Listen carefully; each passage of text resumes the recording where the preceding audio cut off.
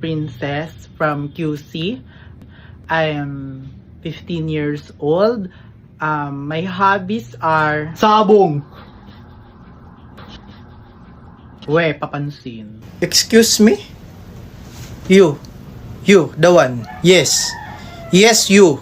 Yung nagsalita. Deserve. You stand up nga. You stand up.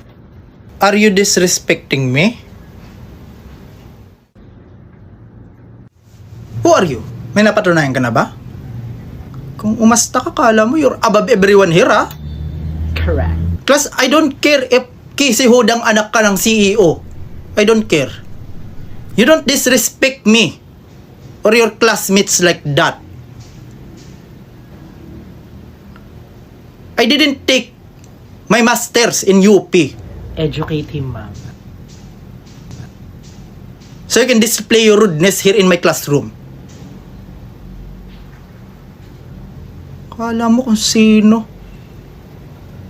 Continue, Iha.